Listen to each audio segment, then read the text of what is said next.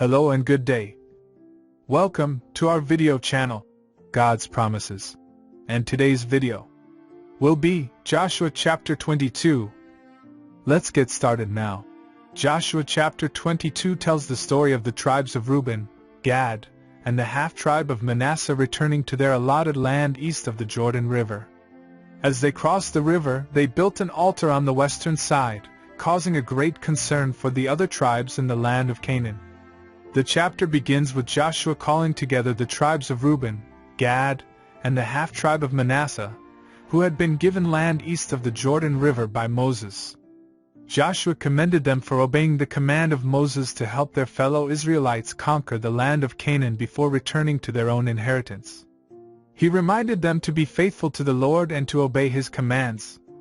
After Joshua sent the tribes back to their land, they built an altar on the western side of the Jordan River, which caused great concern among the other tribes in the land of Canaan.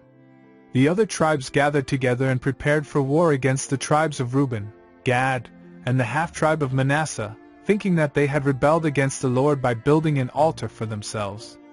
Before going to war, however, the other tribes sent a delegation led by Phinehas the priest to the tribes of Reuben, Gad, and the half-tribe of Manasseh to ask them about the altar. The delegation accused them of rebelling against the Lord and reminded them of the consequences of such rebellion, including the destruction of the whole community of Israel. The tribes of Reuben, Gad, and the half-tribe of Manasseh explained that they had not built the altar for sacrifice but as a witness between themselves and the other tribes of Israel. They assured the other tribes that they were fully committed to the Lord and to the worship of Him at the tabernacle in Shiloh, which was the designated place for sacrifice. The delegation returned to the other tribes and reported what they had heard. The other tribes were pleased to hear that the altar was not for rebellion against the Lord, and they praised God for His mercy and faithfulness to His people. The chapter concludes with a statement that the tribes of Reuben, Gad, and the half-tribe of Manasseh had done what the Lord commanded, and they were allowed to return to their land with the blessing of Joshua and the rest of the Israelites. The story in Joshua chapter 22 teaches us several important lessons. Firstly, it emphasizes the importance of communication and understanding among the different tribes of Israel. The tribes of Reuben, Gad, and the half-tribe of Manasseh built the altar as a witness between themselves and the other tribes, but this action caused great concern among the other tribes. Instead of going to war, the other tribes sent a delegation to clarify the situation and seek understanding, which ultimately led to a peaceful resolution. Secondly, the story teaches us the importance of faithfulness and obedience to the Lord.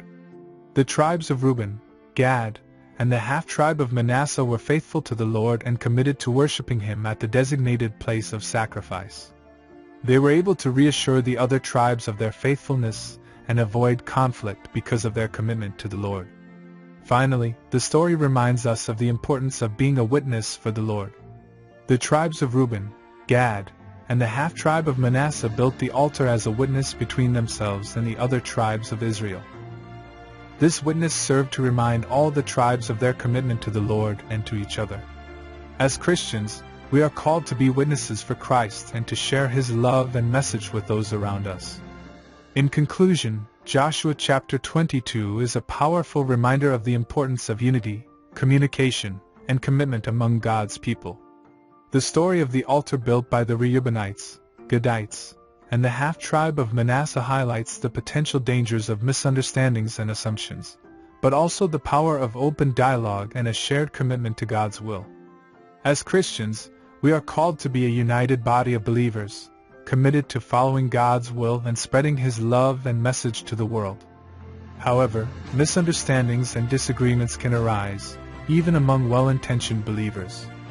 It is essential to approach these situations with humility, seeking to understand each other's perspectives and motivations, and communicating openly and honestly.